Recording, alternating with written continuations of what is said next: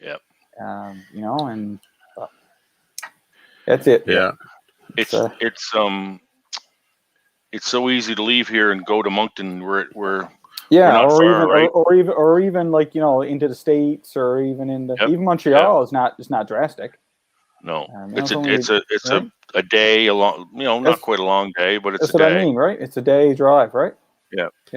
So we're hoping to head over your way sometime this summer or late fall on motorcycle. So go over I've never been to PEI. I've been everywhere, every other province except PEI. Well, crazy. That's a weird one because you had to go. Look me up. Go around over one side and the other. I will. Well, I definitely when we launch to go over, that's what we'll do for sure. Maybe we could find you an ATV for the day, and we could take you for a little ride. No, that would be interesting for sure. Yeah. Well, we're slowly building our inventory of trails, and it's getting to the point where there's enough trails here to really make a weekend out of it now, or 3 or 4 days in different clubs. Oh, yeah. So, yeah, and then there's the unofficial trails, and we could take you for the day and put 160 kilometers on here. But we could show you some of the things that you'd never otherwise see. Right, same as in Newfoundland. Same thing. Yeah. Yeah. Our challenges are 7 now. Yeah, we're waiting for Jacques and Barry and Craig and Jason. So hopefully they'll pop on here shortly. So you record this, do you, or edit it, or? Yeah, so there's 2 things I'm going to do. Right now, this is being broadcast on YouTube as unlisted, and there's several people who got a link to this. They've been selected to kind of, have a look. And so what I'm going to do then, after I'm recording it 2 ways, on YouTube as well as here on my program. Okay. And then after that, after we're done tonight, what I'm going to do then is I'm going to edit some of the stuff out of it, and I'm going to give it to the Snowmobile Federation for their meetings or whatever, and as a learning or an education. I'm going to leave it in their hands to do with whatever they would like to do with it. Okay. So it's the best way to. I was going to let the general public see it, but I figured, because this is the second or third meeting that we've had, on the Newfoundland Trailways and that kind of stuff. So I figured this one with you guys, let's just record it for ourselves and give it to a select few to kind of watch it, and and then the edit version of it I'll just hand it over to the Snowmobile Federation. Yeah, I've watched a few of your videos, and I'll screenshot it and I'll send it to Rick and tease him a little bit. So, yeah. Yeah. I'm going to see where Jason is now. See if he's coming on. There's never a good time, for any of these shows. It's it's always somebody's busy or tied up, and if we can get one or two on, then yeah. It's a busy time of year. There's not enough hours in the week. Yeah, you guys are busy, both you and Jacques and Barry. So. Yeah, I have a meeting with the government tomorrow, so I'm trying to get ready for that. Oh, are you? Right? Yeah. Let me just see here. Let me just see why this. Oh, here comes Jacques. Let me put him up here. Hello, Jacques. Hello. Got to see now. Continue. He's another man that doesn't stop at 5 o'clock. Yeah, that's right. Yeah. Oh dear. So we're waiting for a few more to come on, and then we'll start getting going here. So it's just going to be basically an open discussion on a few things here. few pointers I'd like to bring up. So, and Rick is tied up. He's going to be a little bit late, but he said he's going to pop on. So, Figure around 8 o'clock. That's what he said to me this morning. yeah. Where are you heading, Jock? Getting home. You're not just leaving the office now, I hope. Yes, I am. Yeah, yeah. Things are good So far. so far. So far. Day's not over yet, right? Are you getting any riding in? Haven't done so since last fall, per se.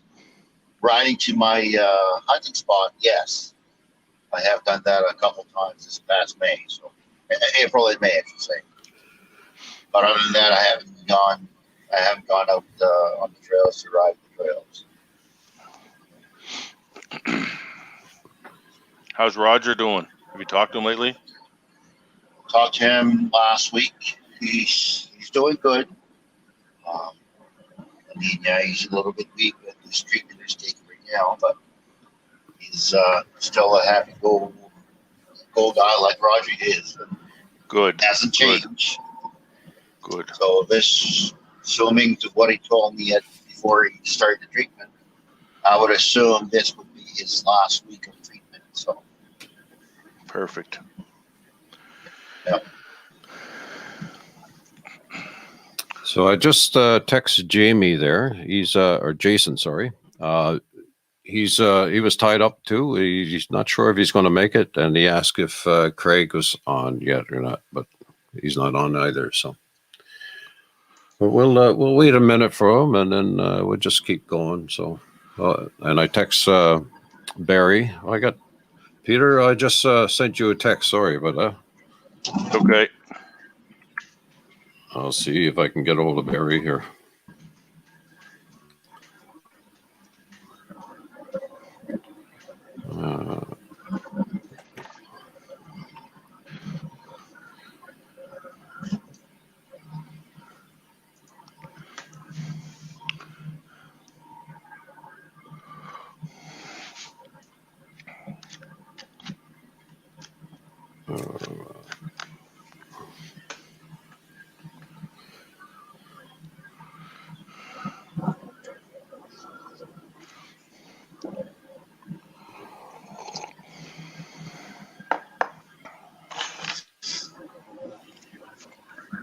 The two gentlemen for the Snowmobile Association, are they, does the Snowmobile Association have any employees, or do they, Yep. these volunteer guys, these are, They're probably volunteers, but they do have some employees. Yeah. I think they are volunteers. I think they're on the board. I believe so. Yeah. Yeah. I'm not I think I know 100% Jason sure. is. I don't know. Yeah. I think they're on the board. So I will stop and try to come on for a bit. Okay. Yeah, so Jason is going to try it. He's driving right now somewhere, so he said he's going to stop and see if he can pop on. So, yeah. we lost Jacques. Yeah. He's between cell towers. I thought it was only Newfoundland had bad cell phone service. Oh, he's back. We better stop talking about him. Yeah. Jacques, are you doing anything for Rider Safety Week? basically, it's through the website, Facebook, and I think Jim did something for the radio. So it should be a radio ad being broadcast now in the province. Okay. Yeah, Jim seems to be more pushing. or less. Yeah, more or less, as Jim is the one that's been tasked on that particular job, and he's the one taking care of it. Yeah, the CQC and COHV have a lot more content this year, so we're sharing the heck out of it. Even the province even picked up on it, and some of the dealers here on their own. So Good. Yeah, we had a fatality the week before last, a 14-year-old boy. So it's bad timing, but it's kind of paramount in people's minds right now. So we have one here too, Jamie? Yeah, in Labrador, I think, right? Yeah, I believe, yes, it was. Yeah. No helmet on, I don't think. No helmet on. No. No. Yeah, that was the same here. He was doing donuts on the dirt road by himself, and the family had just got the ATV for Christmas. And yeah, very unfortunate. Yeah, as soon as Jason pops on here, we'll get going on the discussion a little bit. So.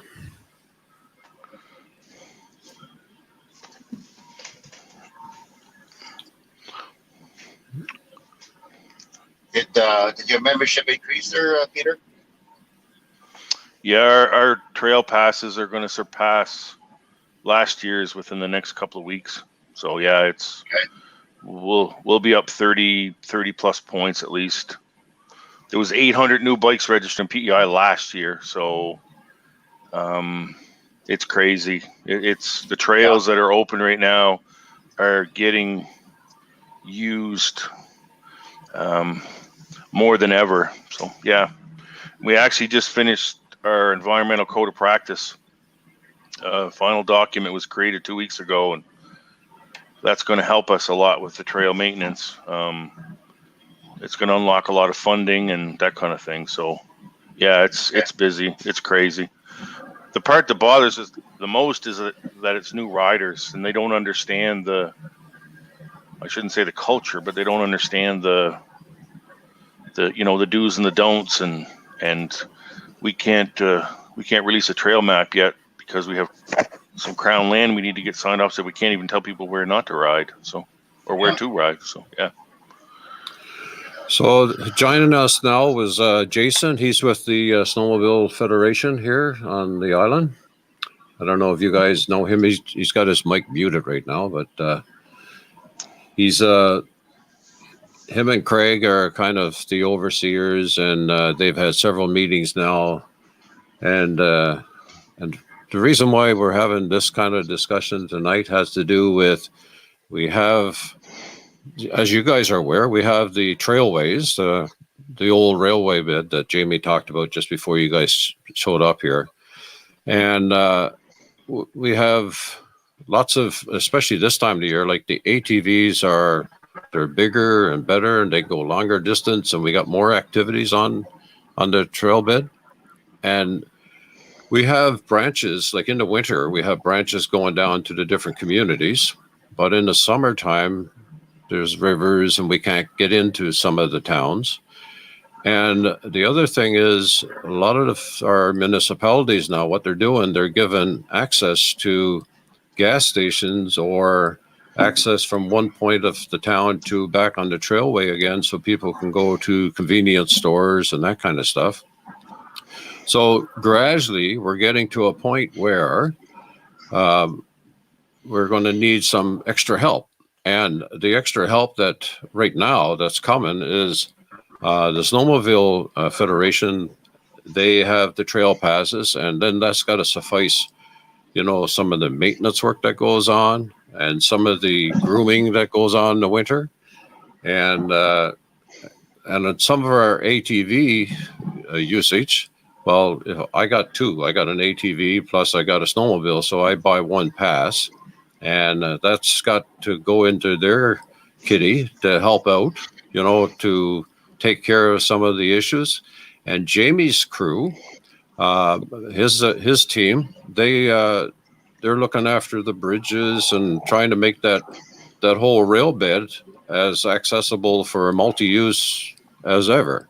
And we do have a multi-use ordinance here where you got ATVs and snowmobiles, and you got people now that's on the fat bikes and they're traveling across the province in the backcountry. And we got horseback riders, and we got, we got it all. So, and of course, our trailways, which is really now like the Snowmobile Federation, is kind of looking after things, and we're trying to see how you guys are doing it on the ATV side, because in one of the last meetings that we had was we were talking about, maybe we'll ask for a volunteer donation over and above the trail pass to help with some of this extra stuff. And then I noticed now some of the local clubs, the snowmobile clubs, are migrating with snowmobile and ATV, and they're raising money to help with the connectors that are going from the towns up to the main trunk. And of course, all this really boils down to tourism. I know you guys, Peter, you're just talking about, wanting to come to Newfoundland and traveling across the province, and we're seeing more and more and more of that.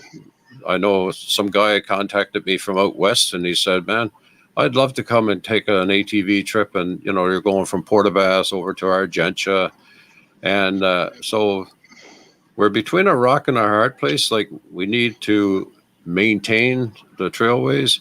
We'd like to be able to get access to the towns so that folks, can really get a good visit in. They're not just in the backcountry. They can drop down to a town, pick up a good meal, or pick up a few souvenirs, and then get back on the trunk line again and carry on. So I understand that in New Brunswick and Nova Scotia and PEI, you guys are separated from the snowmobile side of it, right? You just got ATVs. That's what you guys are basically overseeing, correct? Correct. Yes. So I know you guys, like 20 years now, you've been with the ATV side of things, and your organization has been set up that long. What are some of the things or the pointers that you could give us to say, maybe you should look at it this way, or this worked for us, or what are some of the obstacles that you guys endured? Like, Peter, you were just saying a few minutes ago about, you got more trails opening up and that kind of stuff. So, and you have a trail pass for your ATVs, right? Yeah, we have, the snowmobilers have their own trail system, and we have our own trail system. And up until last year, we really didn't bump into each other. But our sport is becoming a lot more groomed trails in the wintertime. So we're starting to crisscross a little bit more of the same real estate. The Snowmobile Association has the Confederation Trail that goes from tip to tip on PEI, which is the old rail bed. And they have a lease on it for 10 years. And they have a lease from the first day that they can groom it till the end of March, I believe. And the other part of the year it's used for hikers and bikers, and it's not no motorized is allowed on it. So we have a challenge. We don't have a trail system provided by the province. We've had to go out and individually sign up every landowner one by one and create our own system and build the infrastructure around it. So so we're separate from the Snowmobile Association, but our group believes in collaborating with every trail user group and creating alliances with everybody from the watershed groups right straight through to the kind of local dealerships. So we're independent, and our pass is reciprocal with New Brunswick and Nova Scotia also, and part of Ontario. So yeah, our pass just basically covers, and it's only $60 per season at this point in time. And what is your snowmobile pass? How much is that usually? It's between $250 and $300 a year. Is that right, eh? Yeah. Wow. Yeah. And I think last year they sold 3,400 trail passes on PEI, and they actually get some more money from the registration, because snowmobiles are registered annually. ATVs at this point in time, it's just a one-time registration. It's not registered every year. So the Snowmobile Association has some revenue from that also. Okay.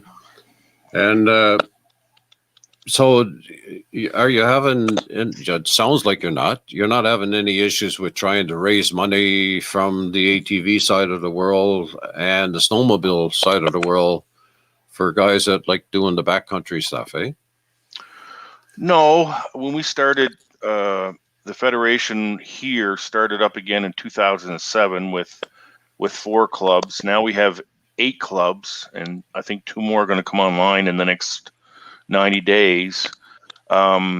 We bring in, I think last year we sold 1,900 trail passes. In 2016, we only sold 300 trail passes.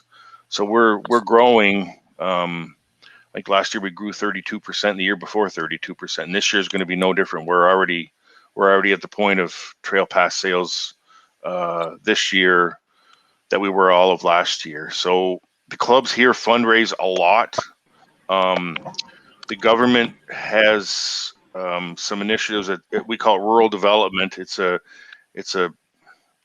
They'll fund trail development with 50-cent dollars, and in the next 3 days, there's going to be a letter sent to the province to initiate annual bike registration for ATVs on PEI, and with that letter will be a formula for infrastructure fund to be developed, very similar to New Brunswick. So there is challenges in raising money because the clubs to this point have had to raise the money themselves, fundraise, do whatever they had to do. The government's finally starting to help us with some development dollars.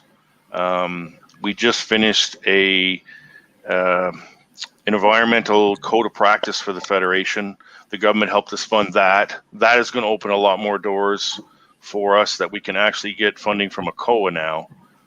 So it's going to be a cost share formula with COA, the province, and then the clubs themselves.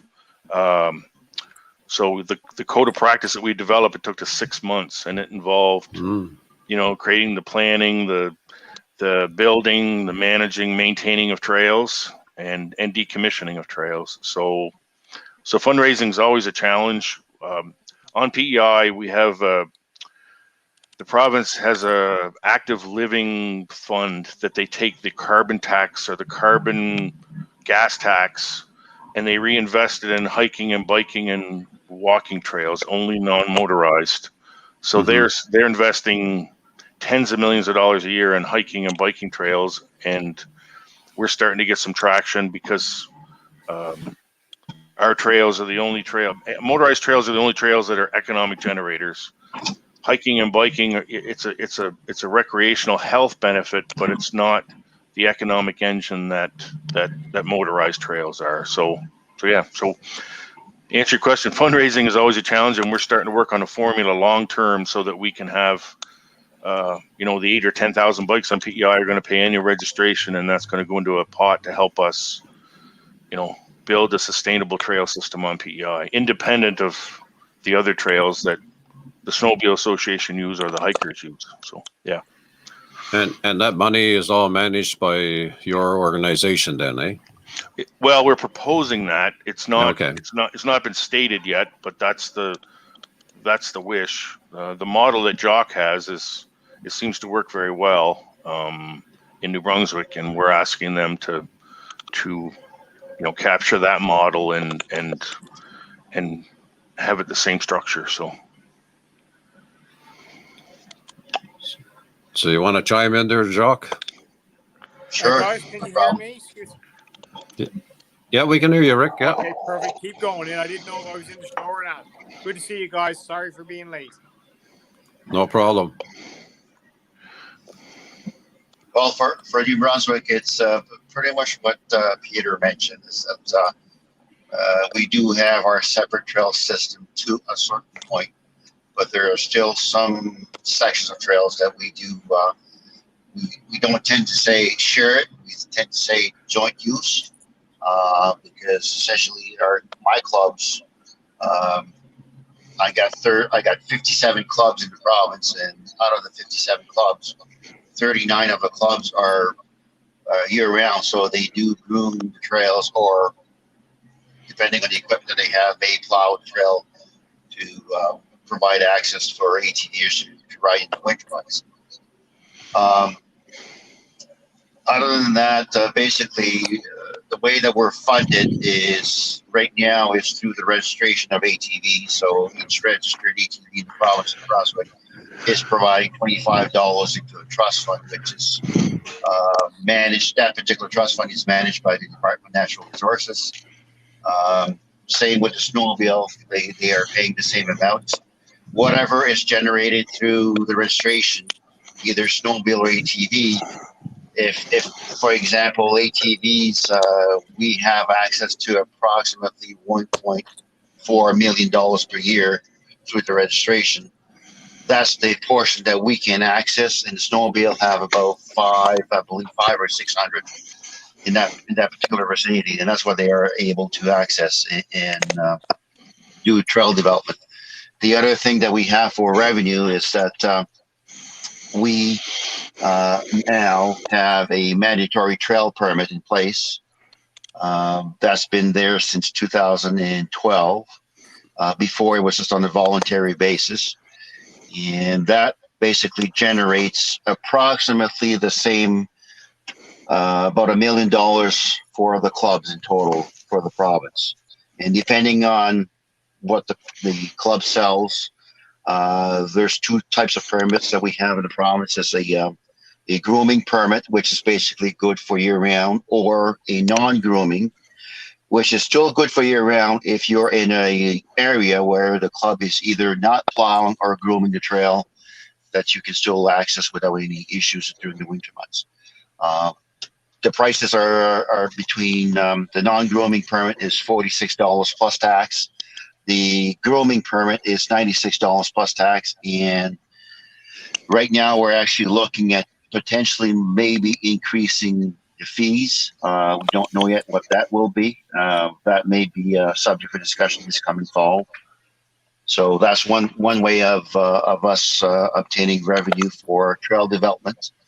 The other one that we were successful since 2014. We've lobbied both federations, snowmobile and ATV, lobbied government for more funding to develop trails, not just to develop trails, but to be able to purchase equipment. So in the previous years, at the beginning, we were constantly lobbying government. In 2014 is when government came with a program through the Department of Tourism. So they're allocating not just to the motorized, but to the non-motorized as well. So each group gets $180,000 a year for trail development or purchasing equipment. So that's another benefit. And it helps because essentially that particular program, it means that the club need to match the dollar. So if they have a project for $20,000, it means the club has to put in $10,000, and potentially the government would put in $10,000. It's through an application process. It has to be reviewed by the department, and from there, essentially, if it's approved, then they get whatever they're asking for. So that's one way of us of actually getting the funding. But it hasn't been an easy battle, that's for sure. It's been a long battle.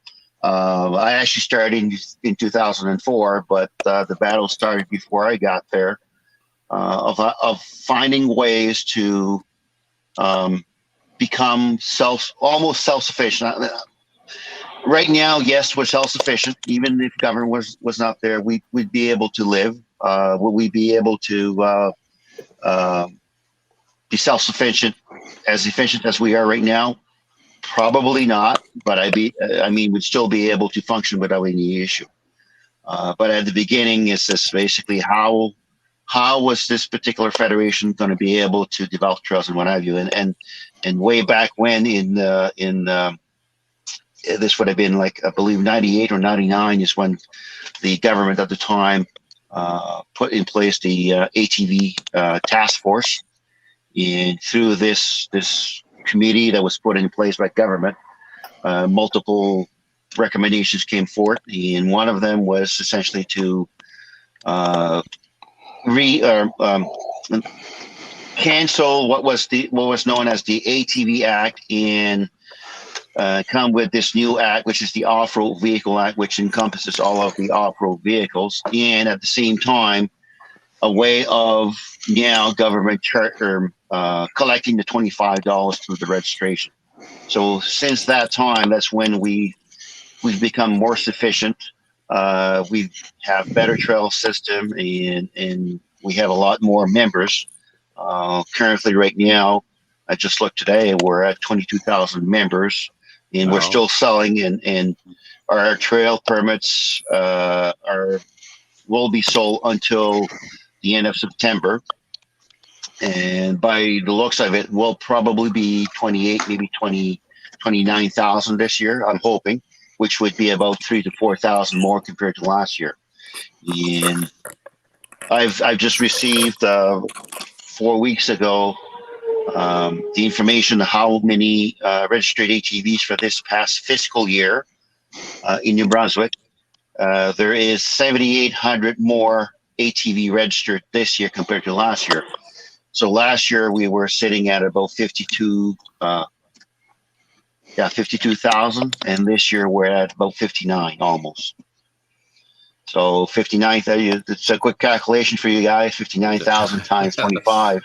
You know how much money that makes. So yeah, exactly.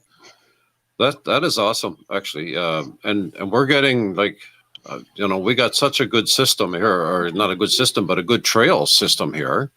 And if Jason, you want to chime in here a little bit, trying to maintain, and Rick, you're trying to maintain what we got is hard, right? And so I got somebody from Jen is piping in there. So anyway, Jason, your mic is mute. Rick, you want to speak up a little bit and talk about our system? And yeah, well, the guys know who guys. I'm sorry, I'm doing that on an iPhone. Who's on the call? Is Jamie Warren there? Yeah. Yes, he is. Yeah. Oh, okay. And so it's Jamie, Jacques, Peter. I caught up to. Is Barry on? No, he's double booked like somebody else that I know. This is ATV Safety Week, boy. This is. Oh yeah. I should have known that last week. So what else we got here? Jason is on, is he? Jason is on, yeah. Oh, perfect, excellent, guys. But anyway, with us, Jamie, feel free to jump in, guys. I don't know what was talked about. I mean, I'm once again very sorry for being late. With us, hands are tied. Yearly licensing is something that we're all pushing for. I don't think the government. I don't know. I like to say I don't know if they got the wherewithal, the will to do it. I don't know how it's going to perceive. I think for it to be perceived well, that you better offer something with it. Don't go out and charge $50 for an ATV permit or an ATV license and a snowmobile license and then put it all in general revenue. You gotta get buy-in with it. Right now, I believe it's $38 a year, or maybe it's gone up a bit, guys. Jump in if I'm wrong. That goes right to general revenue. Jamie gets, or Newfoundland Trailways gets funded. Summer, my God, I should know, I'm the president, but we're over 100,000, but less than 200,000, and we use that money as a multiplier. The last time we looked and did the math on it, for every dollar we get from government, we've turned into about $3.80. So that's good, but we're building trails at a standard that a lot of you guys don't have to build it at because it's a snowmobile trail or an ATV trail. Our trails got to handle anything from an ATV to a groomer to a light and power truck. And right now we're up, I would guess, at about $1,600 a meter. A lot of money. Kudos to Jamie. He keeps it together. He does a great job finding money. As the predecessor Terry did as well. We've been very fortunate of finding money in tough times.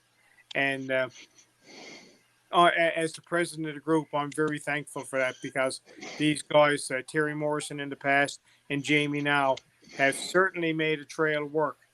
out of nothing, and a lot got to be said for that because well, we know what it takes to build and maintain these trails, and we're looking at some way. We like the New Brunswick model. We like the idea of having a pot where a group from Pooch Cove or away far from the snow belt and away from the rail bed can access this type of money to do some local trails and do it, the same thing. If it's 50-cent dollars or 90-cent dollars, or 10-cent dollars, whatever. We see a model where there's a fund where all clubs can apply to if they tick off the boxes with yearly registrar, with the insurance, a constitution, presidents, and all that stuff. And they're a legal entity. I think then that they should be able to access that money. I think it should be snowmobiles and ATVs. I don't think, hikers is a tough call that, giving those guys money out of a fund that's meant for, that was raised by ATVs and snowmobiles probably won't sit well with a lot of people. I know Nova Scotia does that, but once again, we really like the New Brunswick model. Jamie, you got anything to add there, buddy? Yeah, no, I think you've covered a lot of it. One of the, I guess, things that we probably had that's unique to Atlantic Canada is we have a registered charity because of our historic railway and cultural significance to the trains. So we have the ability to issue tax receipts for corporate donations, tax receipts to individuals who want to donate. So we're certainly trying to monetize that. We've had a few donations in the past from companies and individuals to try to help that cause. It's a little unique because of our historic tie to the trains that are no longer here. But to Rick's point, I mean, the bridges are all engineered to take a train. Therefore, we have to maintain that kind of standard when we redeck them. But the steel and all that stuff, we kind of have to recreate that again or build a new bridge. It's much cheaper to redeck it than it is to build a new bridge, so we're kind of left with a higher cost than if you were just going to build a normal bridge across a waterway. So we're unique in that way too. And I mean, our cost that Rick mentioned, about $1,600 a meter. That's our decking costs for bridges, which we're currently into doing some work with them now. So it is expensive. There's no question. There needs to be some kind of revenue or funding source to be able to tap this stuff before it falls into disrepair or collapses or becomes unusable for anybody. So you just seen, I'm going to interrupt you just for a second. John is on here from the Newfoundland Tourism. He was given the link so that he could follow along tonight. So one of the questions I'd ask Peter and Jacques, with all the trails that you're maintaining, not only maintaining, but developing, have you guys seen an uptick at all in the tourism part of it, like in the backcountry part of it, as opposed to going and visiting, downtown Charlottetown and that kind of stuff? Well, from our end, is what we see is we've seen a lot of some of the members of Peter's coming to the province and riding in our own province. We've also seen some people from Nova Scotia coming in. Same with Quebec now, and we're starting to see a lot more people from Ontario coming in. We're currently in the phase of developing a certain marketable section of trails in the Sussex area. Government has put in a lot of dollars in the past few years, more than $500,000 in that particular section of the province. And we're seeing a lot more people actually coming in and riding that particular area. The intent is to try and develop the whole province, that we can develop certain sections to start up with, and eventually at the end goal would be to have a provincial-wide trail system where somebody can start from Edmundston, go all the way across the province and come back on a different trail system to go back to Edmundston. That's the ultimate goal. We're seeing a lot more of that happening right now. To what extent do our tourism coming into the province? We don't have all of that detail yet. That's something that we're currently working with the Department of Tourism for them to actually conduct a study of how many tourists are actually coming in to ride our trails. Now, that's one thing that we don't currently have that information, that data in place. What we have is that we did a study from our current members in the province and what they're spending in our province for riding. And what we were surprised about is that in 2017, New Brunswick seen an economic benefit of over $350 million being spent. And that's not tourism. That's basically just our members riding in our own province. Yeah. And we have lots of folks coming from your guys' provinces over here. I think, Peter, you said you've taken a few trips this way as well? In 2018, I went from Argentia to Port aux Basques, 8 days. I still laugh about it, and it was a bucket list thing. And you guys are like the chicken in with the egg. You've got the egg, and now you're trying to chase the chicken because you already have the trail system there, right? You're very fortunate, believe it or not, as much as you're trying to figure out how to make this work. But you have a trail system that, was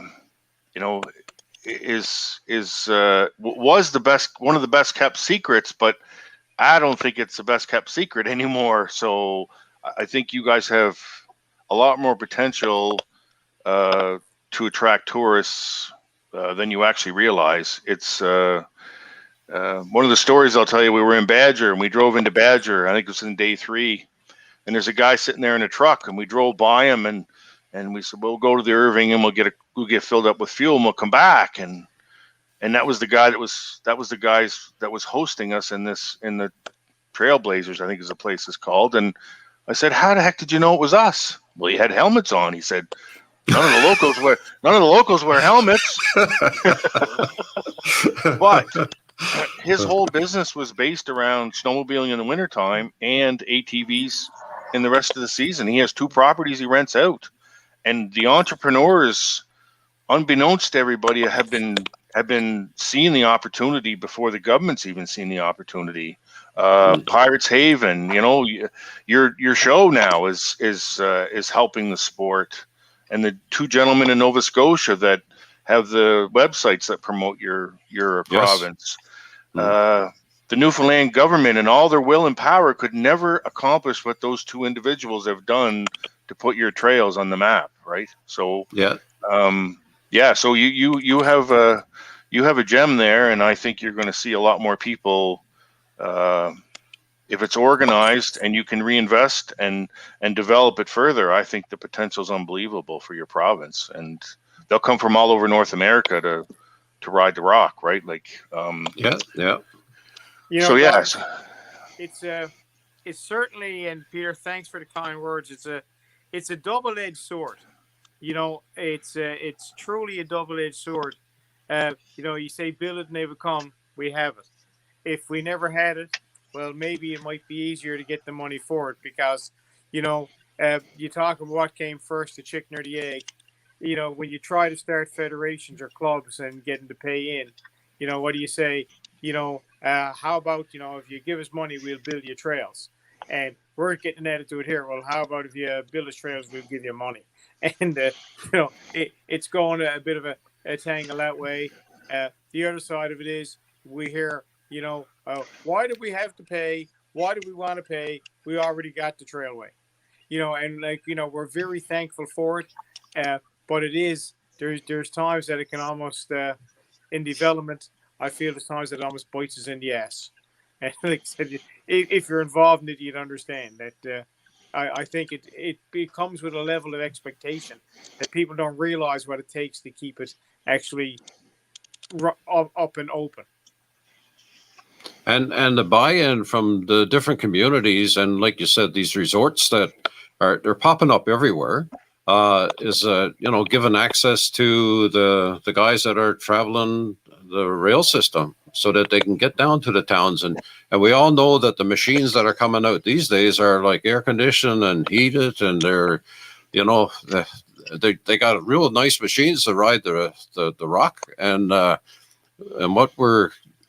what Jason, you might want to pipe in there, Jason, a little bit about how do we go about, trying to maintain all the trails, trying to maintain the access to the different communities, get the buy-in from the different communities. And the other thing is, like, some communities now got a roadway through town, so you can actually go downtown and pick up some food and that kind of stuff and head back out on the trails and that. So anyway, Jason, you got a few words or questions? You're muted, by the way. Yeah. Yes. Sorry, guys. I'm halfway between point A and point B, so I'm on the side of the highway. A little bit delayed today, but I sit on the board with the Snowmobile Federation, so we've been kind of trying to see where we can align with the ATV user groups. I mean, a lot of our board and a lot of our members and clubs are also ATV enthusiasts. So the last, I would say, 5 years, there's been a lot of talk around the various meetings to how we can get ATV users to help us create a better trail system. As a Snowmobile Federation, we've had a 25 year, I guess, struggle to get where we are today. So we don't really want to jeopardize our main priority, which is delivering groomed trails, but we do see that there's an opportunity there to get the massively growing ATV sector to make better trails for everyone. So, I mean, right now we've got, as a Snowmobile Federation, we've got 17 clubs across the island. We've got a mandatory trails pass system with fees. The annual permit fees are roughly about $100 if you buy them early, and about $140 if you buy them late. So we're operating with a revenue for the most part in the $1 million range, and we have 3,300 kilometers of trail to manage. Obviously, our priority is grooming. We have a fleet of around, I think, 17 or 18 groomers as well that aren't cheap. They're in the $250,000 plus range, and we're grooming about 7,000 hours of operations per year. So a big chunk of our $1 million revenue goes into grooming, and then the remainder of infrastructure is in a large part done through fundraisers, volunteerism, local club fundraisers, et cetera. So, but a lot of these other things that we do, particularly outside of grooming, trail infrastructure stuff, is beneficial to ATVers as well. And I would say as a large part of the snowmobile trail system is ATV usable in the summer months. So that's kind of where we sit. We think there's huge potential, like Peter alluded to, like what place in the country can you go to? You can take a ferry one location, travel across the whole province, I don't know, 800 kilometers plus, and get on another ferry and go home. And in addition to that, there's some offshoots of the new transmission line that was put through the province. Opens up a whole other host of access roads to so you can come here and spend your whole summer and not probably cross the same track twice. And like as we've discussed here before, most of the communities now, it's the city of Corner Brook. I lived in Corner Brook 10 years ago, and they were kind of anti-snowmobilers and anti-snowmobile, and they were in the snow belt of the province. And right now, with change of council and change of philosophies, you can drive through Cornerbrook on your side by side, right through downtown. So the opportunities are there for this province, and I don't know who's listening to the powers to be in government, but I think there's opportunity. I think the return on investment in tourism for ATV infrastructure is definitely there. So we talk about mandatory registration, mandatory trail pass, and all this stuff. That's potential. The Snowmobile Federation has had quite a battle over the last 20 years getting buy-in. They were the passes were voluntary first, then they went mandatory. But I don't know. There's pros and cons of how you attach your revenue stream, but just have to be careful which way you go. But I think the potential is there for us to have I guess world renowned there for ATV tourism. Yeah, whether it's a combined with the snowmobile or and ATV, or as a separate with the snowmobile and ATV. I know, Jason, you guys are doing a fantastic job by not only taking care of the winter trails, but in the springtime or in the fall, you're out brush hogging and taking care of some culverts and that kind of stuff. And again, you said like most of this stuff is done by volunteers, but somebody's got to put a drive towards it, and you guys are doing an awesome job at that part of it. So and the way I was looking at it, as I was going through different stuff and listening to different people talk, I said like Jacques just said, or Peter, that we do have the cream of the crop here, and it's just a matter of making it better, or letting it more accessible, and folks are wanting to come, and so we got to, over the next year or 2 years, we got to get together and just say, okay, we got a route to go here. This is our path forward, and for the betterment of just not the ATVs or the snowmobile, but the betterment of the whole province, actually. And that's why I invited Jacques and Peter and Barry, is so we can scratch their head a little bit. And guys, I'm sure down the road here we'll be poking at you guys a little bit more and just say, okay, so here's our scenario. What's yours? What's the hurdles that you've overcome by this scenario that we got in the front of us, right? So I got one question around the annual registration. Does the whole, I think I heard mention of $25 per year, and I'm not sure if that was in Brunswick. Is that what the fee is, or is that what goes into kitty for the ATV group? That's essentially what goes into the trust fund. Okay. The registration for snowmobile and ATV in New Brunswick is $41 each year. So out of the 41, 25 goes to the trust fund, and 16 stays with government. Okay. Now, guys, that is in my opinion, that is the key. You look at it. If it was $50 here, 25 went to the trust fund, 25 went to the admin of it and everything else. And getting the buy-in should be, it should work. Like, you think about it, the provincial government will fund an arena, a softball field, and a swimming pool, and all that stuff. And, it's a fabricated community, and it works great. But if you're going to go and play softball or play hockey or go swimming or skating, you got to pay your registration. Why would the privilege and the fun of driving a snowmobile and an ATV not be the same? We just talk, we can get on this trail that is like heaven on earth.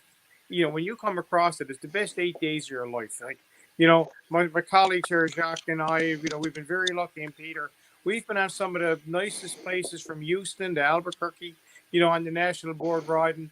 And I would put the trail systems in Atlantic Canada up against them any single day. And, you do all that for free. I think that culture has changed. I don't know what the numbers would be. I don't know how it can be. But, I think that is the key. If there's someone listening there, that's what we need to look at. We are a province, unfortunately. We're not flush with money.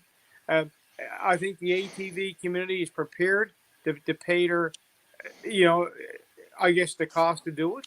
They understand. It's a job to compete for money.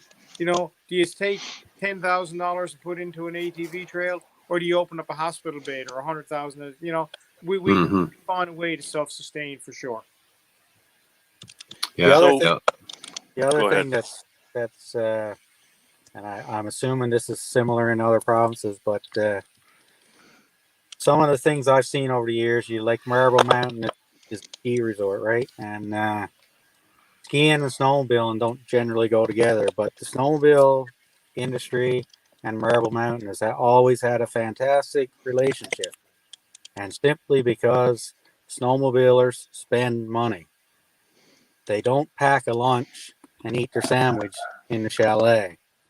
If they come to a lot of skiers you see at the different resorts, they take their bag lunch with them. They buy a lift pass once a year, and then that's the only revenue that goes into the facility.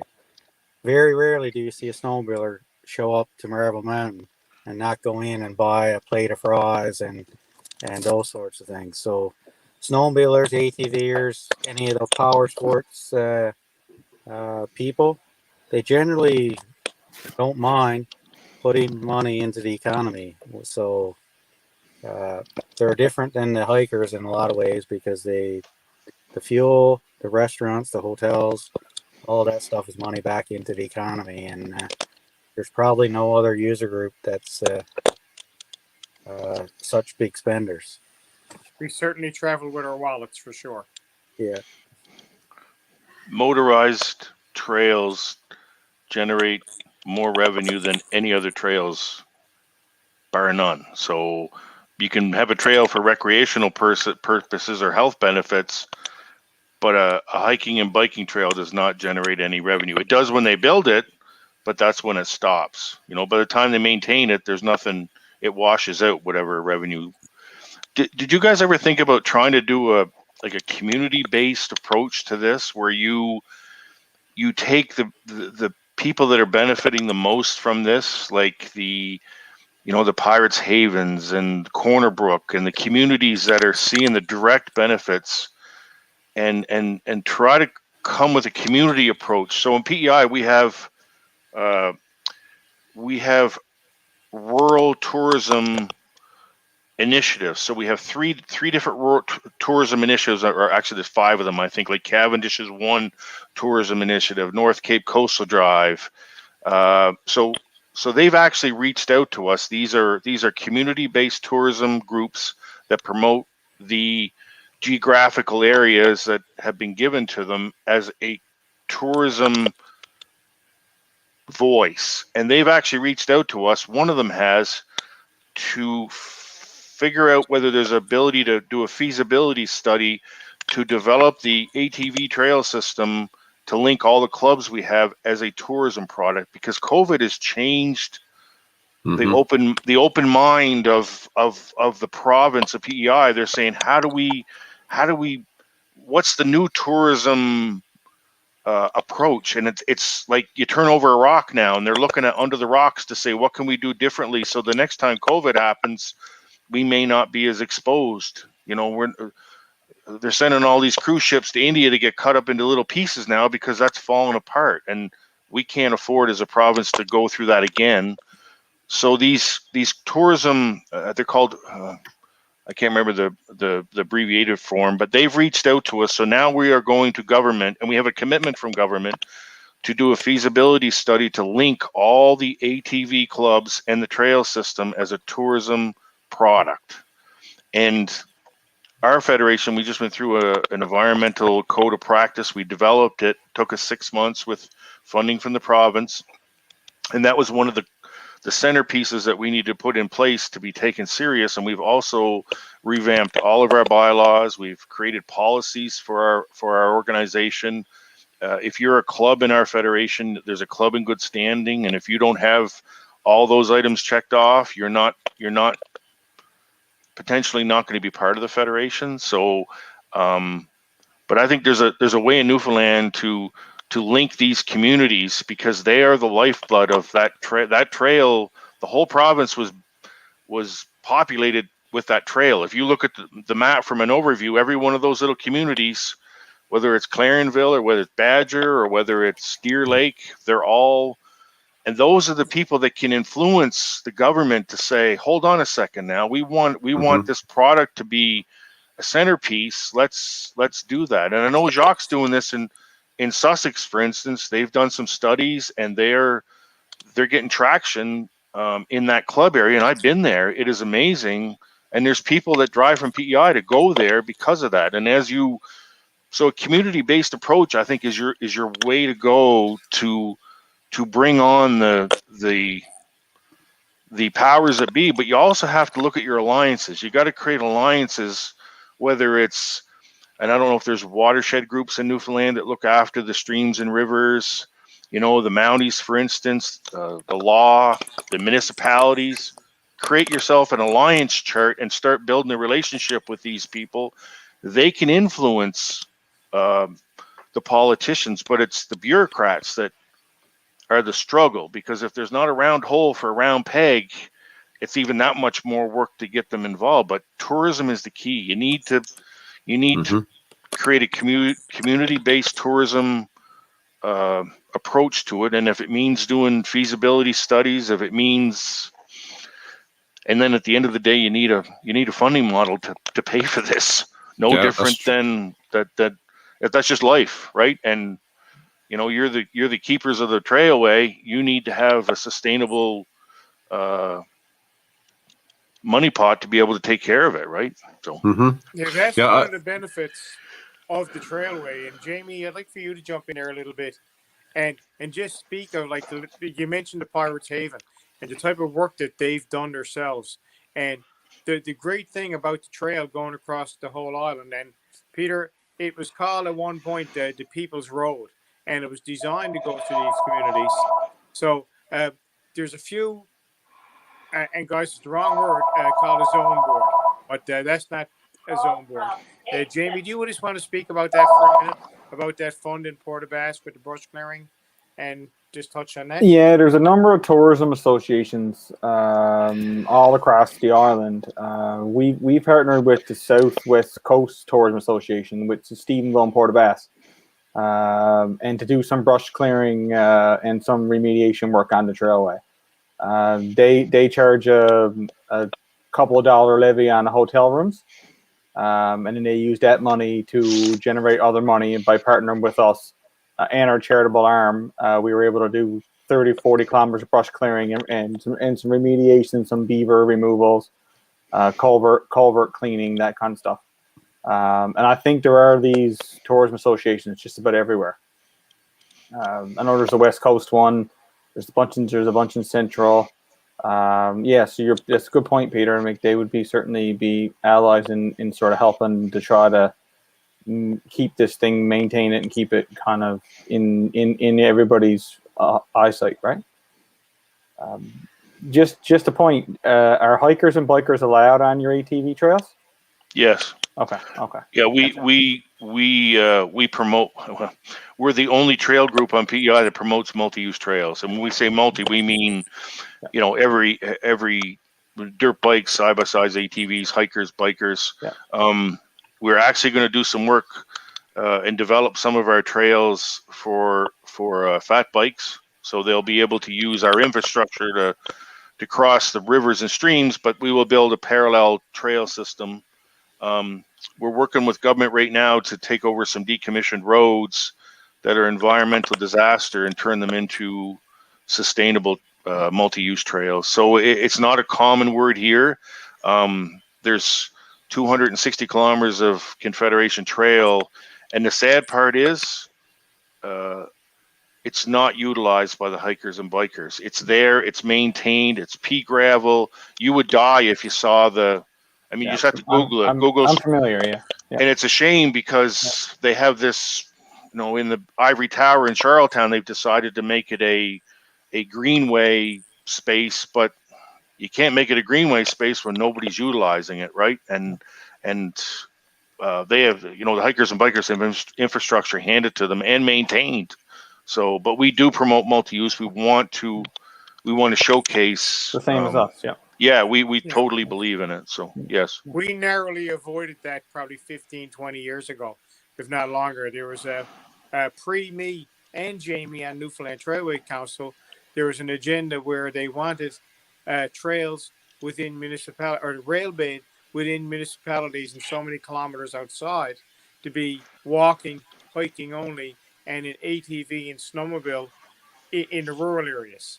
And thankfully, there was people that realized that just was not right and fought. And that was sort of when I got involved because of that. And it changed over the years that people saw it, but there were some people that had the fortitude to fight against that. And of course, it was a bit of a racket because there was a lot of people who thought that the trails in the towns were the way to be, and they didn't want ATVs or snowmobiles in their town. So I'm really confident that we got past that, but it's certainly a problem because there has been trail conflicts, and it's nice to get that part. And the great thing about the trailway is, we live in the world of multi-use.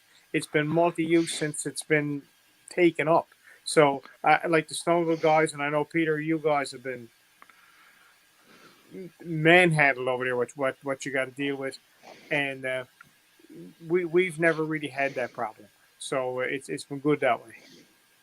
I think you avoided it at the opportune moment.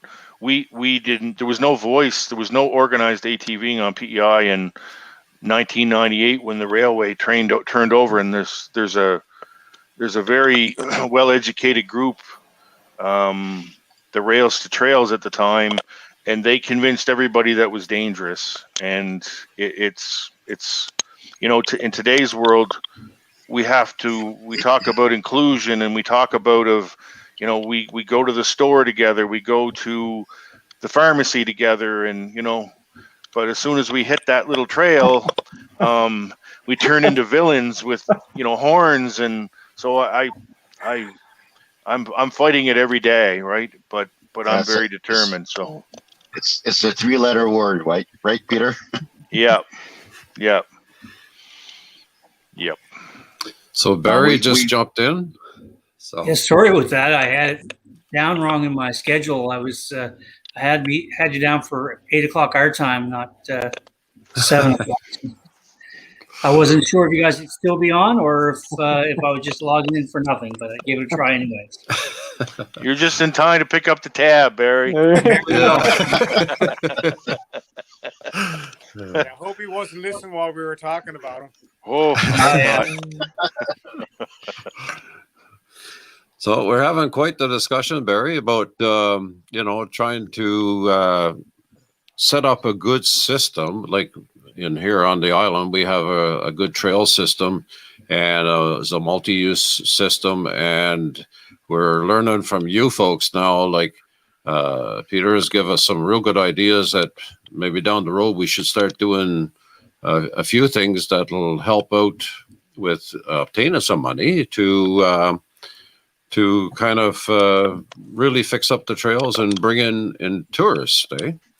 So, and there's folks from your province that come over to Newfoundland. I'm sure there's folks from our province that goes to your area for traveling and in the backcountry and that. And so you just come right in on a good part of the discussion, actually. So We have collectively, all 4 provinces have great riding opportunities, and we do share a lot of riding. And we know for a fact that our members ride in Newfoundland on a regular basis. In fact, some of them organize, week-long runs and tours across the island, and it's a popular thing. We have a lot of members who are from Newfoundland, so for them, it's a bit going home. And the same thing works with New Brunswick and now PEI as well. And PEI has done a tremendous job over the past number of years, 4 or 5 years, to really get the organization level up and work with government to get things done. Honestly, the hard work is the work that Peter and his colleagues have done to get real good government buy-in. And that's where it really all starts. You need three things. You need clubs, you need trails, you need members, maybe four things, and then you need money, right? So. Yeah, Rick, you're familiar a little bit with Nova Scotia, how they're set up too, right? So. Yeah, of course, the guys on the call are all colleagues. We've known each other. Oh my God, at least 10 years. Jacques and I go back. We were talking that nearly 20. So we see the models. We see the Nova Scotia model. We thought that was great. Then we see the New Brunswick model and say, wow, that's the Nova Scotia model on steroids.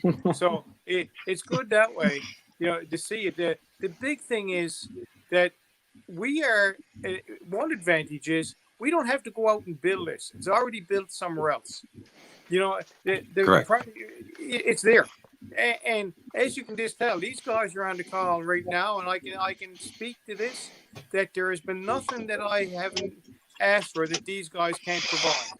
And I've seen them out. They're sharing their information. They share the knowledge. They share it all. It's out there. It's just a matter of picking up the phone or sending the email. Department to department. Hello, this is Parks and Natural Areas Division or the Department of Tourism for Newfoundland. Talking to their colleagues like we're talking here. The revenue stream has to be developed. All this stuff is great. I love to talk. We talk it like Elwin. Me and you've talked more in the last month.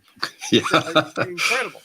But, it's all static talk until we can get a revenue stream. And it's low-lying fruit. People are prepared to do it, like I said before, and I don't want to be repeating everything. But, it's there. You pay registration for other things. It needs to be a yearly thing.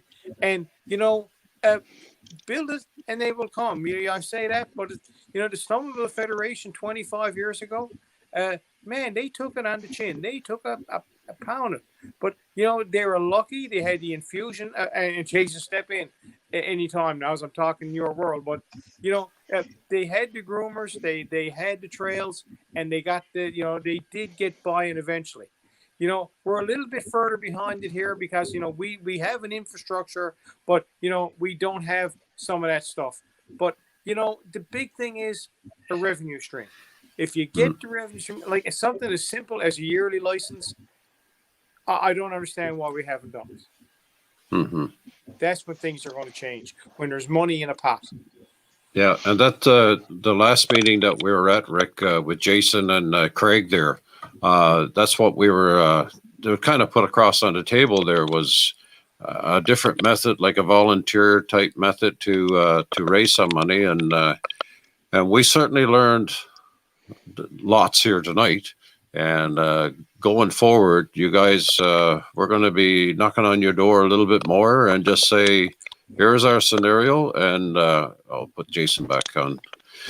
And here's our scenario, and like Rick said, so what did you guys do? What can we do? So, like, just one quick thing, and I don't want to hog the conversation, but you think of it like card parties are nice and fundraising is nice and all that. There's no question. And like, honestly, you look what people have done, the 50-50 draws and all this. But when you look at certain standards at $1,300 or $1,600 a meter, that's a lot of card parties. There's revenue there that it has to be bigger revenue. It needs to be buy-in from government. Like, the Snowmobile Federation and the ATV clubs shouldn't have to go door to door and selling tickets and selling weed whackers and helmets and whatever, like the creative ideas. We're looking at any time between snowmobiles and ATVs, just roughly, if we just threw a number out there and said there's 120,000 of them on the island, and I don't know, guys, where we're to now, but just say it's 120 at $50 a machine. That's a revenue flow that we could certainly work with. Mm-hmm. Yeah, absolutely. But you still have to consider, Rick, that like even in New Brunswick right now, all my clubs They still do fundraising events. They Oh, have to. I know. It Because- goes hand in because- hand. You know, Yeah, it goes I'm hand in not hand saying- because if they didn't have that, it means that our trail permit would have to be probably 3 times what it is right now. The cost I for buying a understand that trail permit. 100%, Jacques. I understand that. Like, you know, it's way of life. Fundraising is fundraising, and it, you know, that'll have to go. But can you imagine if, you know, you could do your fundraising and then get a piece of a revenue pie like you guys are getting? You know, you can't build trestles. You can't buy groomers and 50-50 draws and stuff like that. You know, simple as that. You know, it's buy-in. The ATV community, the snowmobile community have brought a lot here to this island. Like, you know, we talk about the revenues created, and we take a guy like the Pirates Haven or someplace in Badger. You know, ATVs and snowmobiles are putting 7 and 8 people in hotel rooms on a Tuesday night, where that doesn't happen without this product. You know, it's no big deal to St. John's. You get an extra 7 hotel rooms at St. John's on a Tuesday night. That don't mean nothing. But you get 7, you know, hotel rooms at the Pirate Haven or Badger Diner or Badger area like that. You know, Mount Peyton even. That's a big difference, and that's the multipliers. That's the stuff that we got to get, and you know, we got to get the buy-in. It's as simple as that. And I don't want to sound like a broken record, and I'll stop now, but a revenue stream is important. Yeah, definitely. It's one key ingredient, but there's a lot other ingredients that you need as well. For sure. Don't forget that even in New Brunswick, it's like we when we lobbied government way in the past, is that we wanted to have the revenue there, but if you didn't have the access, you couldn't use the revenue. So you need to have all of that lined up. And I think more or less it's Peter has done a great job in his own province of PEI, because I think he pretty much lined everything up. Versus in New Brunswick, at the beginning in 2002 is when the revenue started coming in, but we still had some major issues in terms of land access and what have you, and the money was being generated. It was not fully being used, which is currently now it's a lot better. And in the fact is that the more you have a product on the ground, is like Peter mentioned before, is that then you start having a lot more people wanting to buy in. When you have a lot more people wanting to buy in, then government is starting to notice. And we've seen that in the last 3 years or 4 years in New Brunswick, because at the beginning we were having a lot of issues getting access into municipalities. And now what's happening is municipalities are calling us. We don't have to call them. They are calling us now. Yeah, well, we're very lucky because we have the access with the trailway, and you know, we got a lot done. Like I tell you, in Jamie's desk, you know, we got a plan. You know, we know that not to scare anybody away, but we can spend $10 million. We know to put that trail to the level that we need that trail on to be a viable tourism attraction. Not well, it's viable now, but Jamie can speak to that. You know, we've done the surveys. You know, we've had the people look at it. We've had the engineers. We've had the tourism, and like we know that to bring our trail to finished is $10 million. And the very fortunate thing about the trail, it is coast to coast. So, you know, we have that infrastructure. Yes, there's access to towns, there's stuff, but once again, where it's the people's road, a lot of it affects you can get in to a lot of towns. Now, obviously, you can't get to all the towns, but you know what I mean. We are ahead that way. You know, we've done. We're not completely that far behind. It is the revenue. We know where we can spend our money.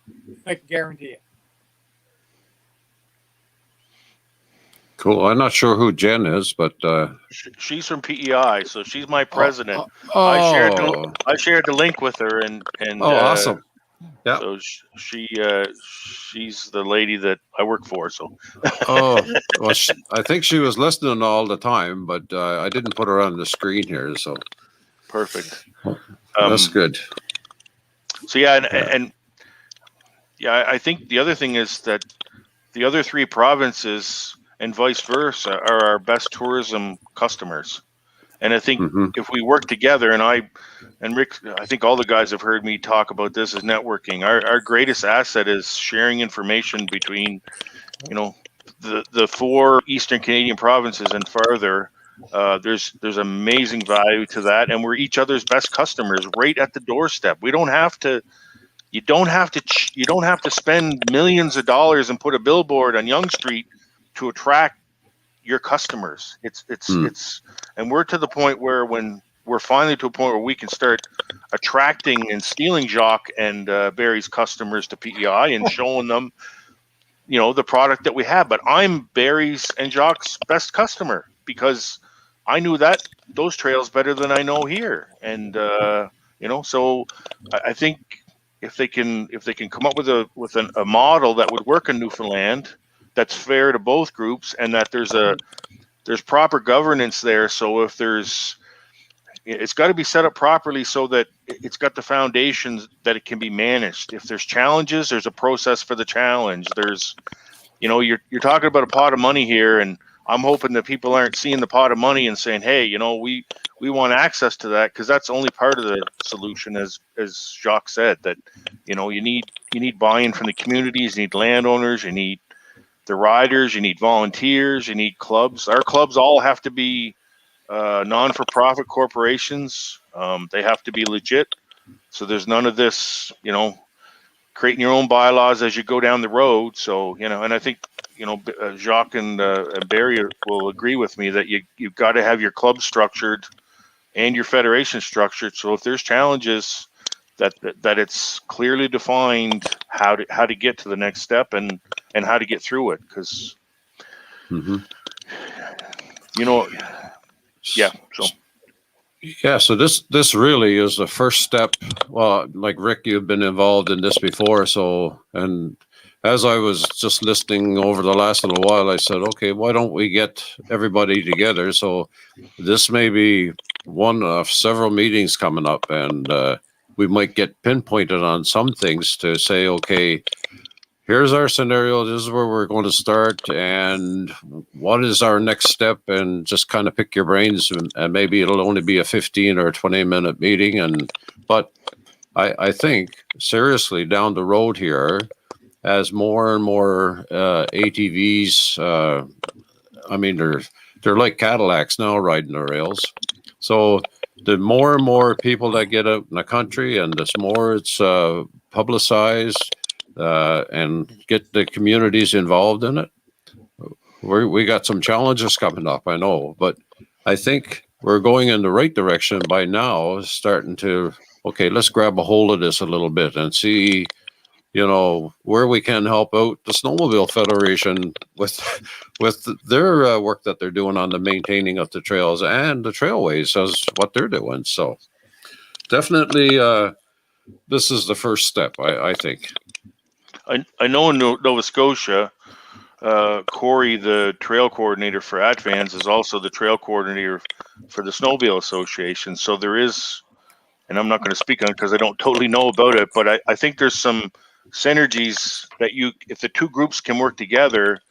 We don't work very well together with the Snowmobile Association on PEI because we're relatively new, and they see us as a bit as a threat, but we are constantly telling them that we want to collaborate and work together.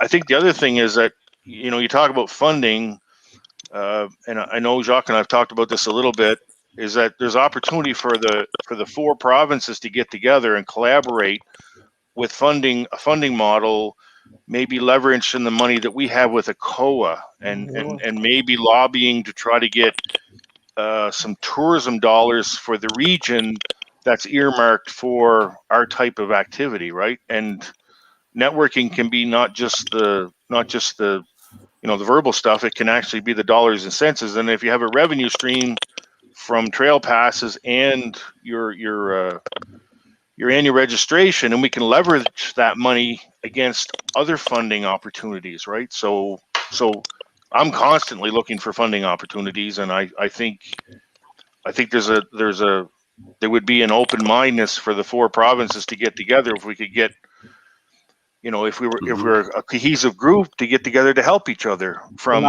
model's already marketing. there. The model's Yeah? already there for that, Peter. There was Okay. Atlantic Canadian Trails Council. I think they were mainly non-motorized, but the model is there. But they haven't Okay. been active for a while.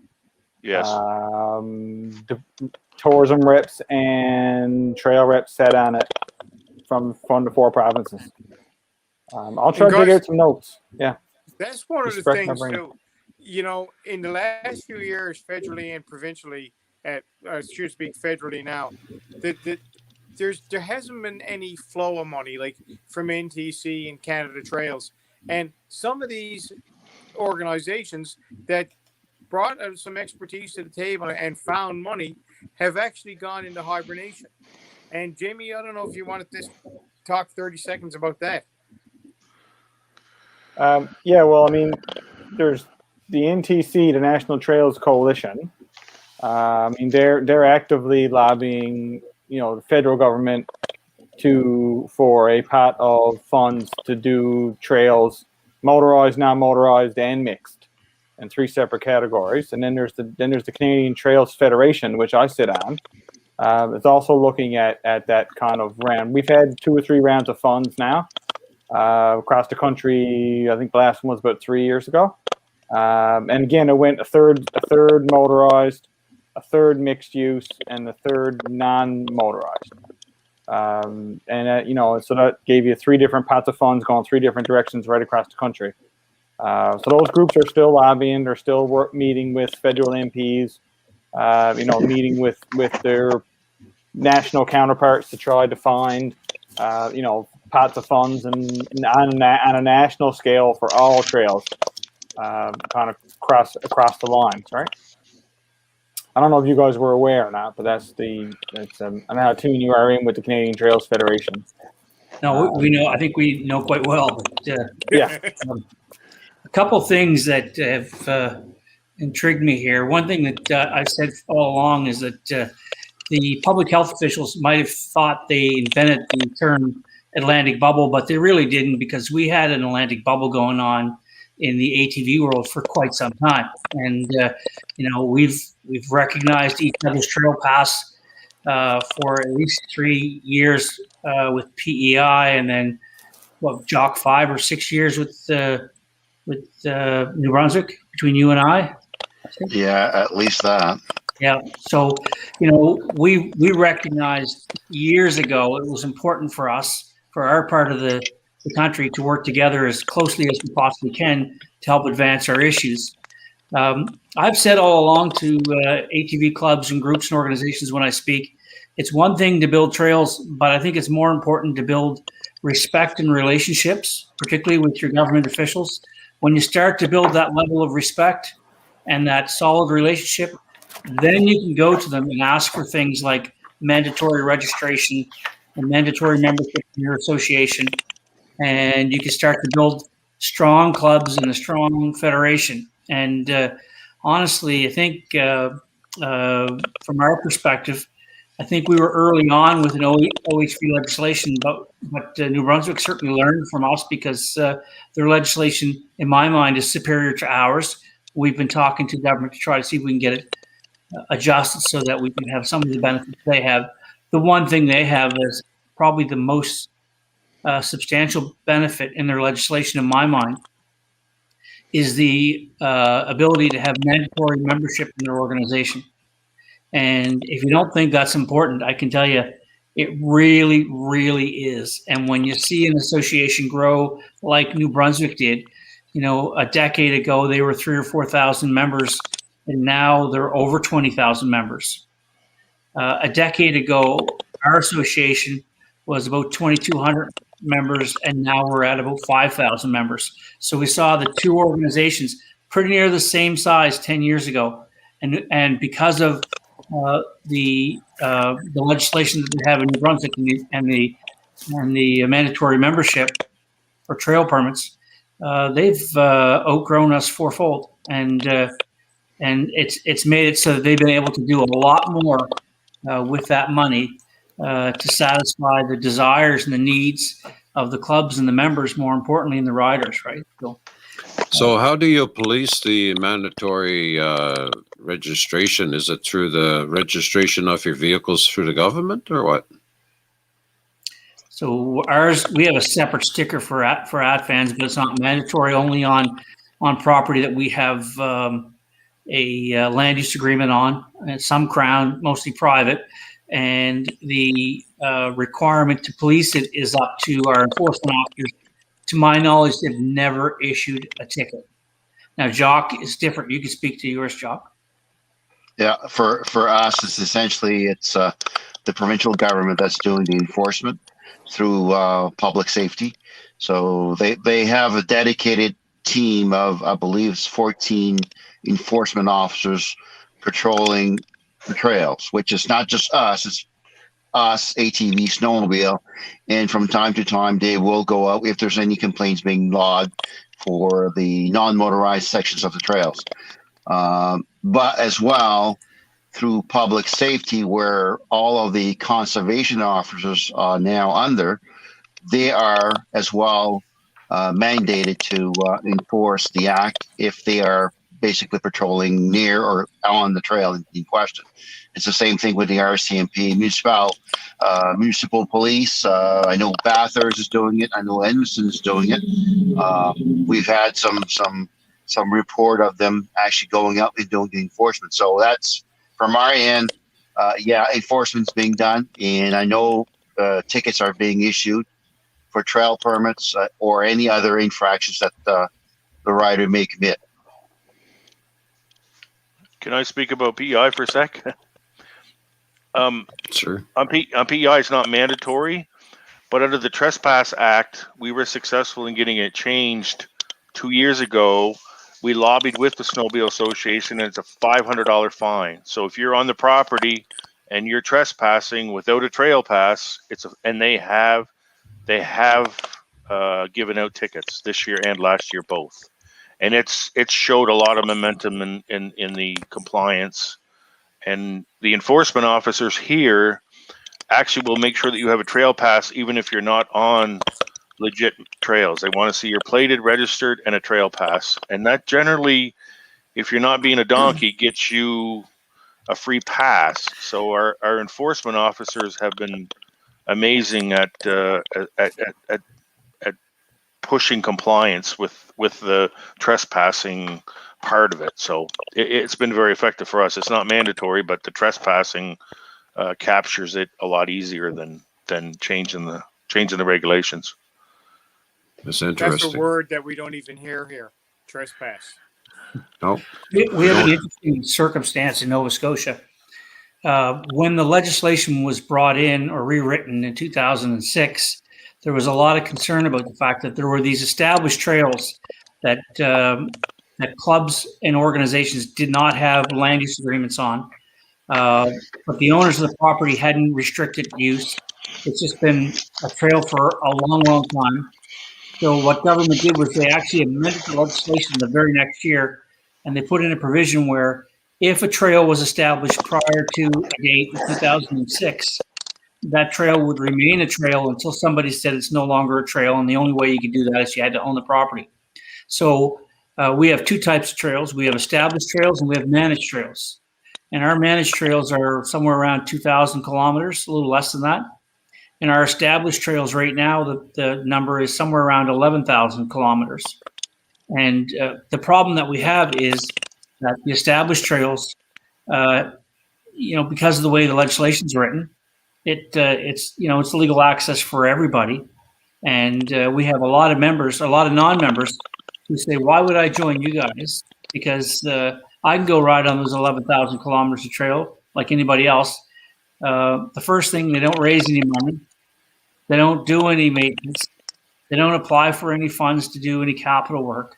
So all of the hard work and the heavy lifting is left to the 43 clubs and the 5,000 members who, actively raise the money and do the physical labor to match money that we're able to get from the government through the registration process. So our registration process puts about $1.5 million in a government account. We apply for that money on a project by project basis, and we're allowed up to 50%. So in our province, we spend somewhere in the vicinity of $3 million on trails every year, and that's $1.5 million from the fund, and then $1.5 million in either fundraised money or work and labor in kind. And it's actually resulted in a lot of growth in our trail and a lot of upgrades to our trail infrastructure. But honestly, without it, I'm pretty sure the sport wouldn't be flourishing like it is right now. And you told me the number and I can't remember it. It's an interesting number because there is number of members as opposed to number of ATVs. Okay, so we have 5,000 members, and there are 36,000 registered ATVs in Nova Scotia. And we believe there's probably another 36,000 ATVs that aren't registered, maybe even more than that. And Jacques, what is your capture? We lost your sound, Jacques. Yeah, he's muted. Oh, there. We're about 50% of members. That was last year. This year, with the current registration, which went up, we're probably sitting at 42% representation. Yeah. So we're currently 22,000. Last year, we were at almost 25,000. And we're expected to probably hit the 27, 28, maybe 29,000 members this year. And there's currently about 58,000 registered ATV in the province. Okay. So how did you not capture? With it being mandatory to be a club member, I missed that part. To be, if when you bought a machine, it's mandatory to be in a club or to pay this. How did you miss those? How did they get through the cracks? Because I noticed some of the guys are biting the bullet here too, because they're maintaining all these trails, and I don't know what their capture is of all the snowmobiles. I don't know, Jason, if you want to talk about that as well. Yeah, Jason had to step out there, Rick. Okay. For us, Rick, it's essentially the trail permit is only mandatory on managed ATV trails. So any other places where they are able to ride, they don't require the trail permit. They are still required by law to have registration and insurance and what have you. But if it's not a managed trail, they don't require a trail permit. Okay. And out of the 58,000 registered ATVs, I'm assuming some of them are probably being used for work related, which is employers probably registering because it's the same fee. There's no difference. There's no different registration class, except for the farmer, where he may actually register the bike as a farm equipment. At that time, you cannot use it anywhere else but his own property. And again, as I said, any roads that are on Crown land, if there's no signs that's indicating that you cannot ride your ATV there, you are able to ride your ATV, no problem, no issue. It's just as soon as it becomes a managed ATV trail, then you are required to have a trail permit. Gotcha. The substantial difference between us and New Brunswick is the amount of Crown land that New Brunswick has. Nova Scotia has, not even 10% of the Crown land that New Brunswick has. Newfoundland, substantial amount of Crown land. PEI even less than us. So that's the differences between the four provinces. But the one thing that we have in common is we have a lot of very enthusiastic riders out there that want to get out and ride. And what we need to do is to work together to try to see if we can make it so that we have an organized sport in all four provinces with clubs and a federation in all four provinces. And that's the big thing, guys. And the Crown land is a big thing because, as Jamie and I always talk about, there's and Snowmobile guys, there's just so much room here. It's a job. It's like trying to herd cats to get us organized. And, it's the same thing. Well, why should we ride with Giga? Why should we pay this when we can go everywhere on the Crown lands? So that's the big thing. And I know that you guys have had land issues there. And I didn't realize the numbers. but I know that you guys have a lot of stuff with the paper mills and agreements there, where that's stuff that haven't had to deal with here. So it's all different, but all the same. And the one thing that the listeners need to appreciate, because you listen to these 4 provinces, and we're pretty much this dominant at the national level too, because we're very, very at the national level. We're very heavy on the East Coast. Like these guys, we're all on the same board. We got past presidents here, presidents, executive members who've been a long time. It seems like the ATV community in Canada is stacked up from pretty much Quebec East. Yep. And that's a good thing. It is. Yeah. Well, folks, we're getting on to an hour and 40 minutes here. And like I said, this is probably the first of maybe many meetings coming up. I'm glad you all showed up. Definitely, we're going to be taking learnings from this. And like I said, I'm going to hand this over to the recording of this. I'm going to hand it over to the Snowmobile Federation, because they're initially having meetings with the different clubs around, trying to get buy-in and to try to help out with some of the trail maintenance. So I'm going to hand it to them, but this is recorded. You guys can hop on or share it wherever you like, and we'll certainly stay in touch with this. Any final words? No, just apologize for being late, and thank you for hosting this. Yeah. You're more than welcome, and you weren't the only one that was late, Barry. Somebody else. I'm telling you, it's ATV Safety Week. We're busy men. Yeah, don't tell them that. Make you feel bad. I guess I can't believe you guys made it. You should have been busy like myself and Barry. We always say half hour behind here in Newfoundland. Well, Rick is our half hour behind. Yeah. Yeah. Well, Elwin, thank you very much, guys. Sorry for being late. And Elwin, thanks again. You've done this for us. You've done ATV safety. My God, I've talked to you what? We've talked trail etiquette. You've done what? This is probably the 4th or 5th time I've been on your show. So thank you very much. Well, you're more than welcome. Is really appreciative, actually.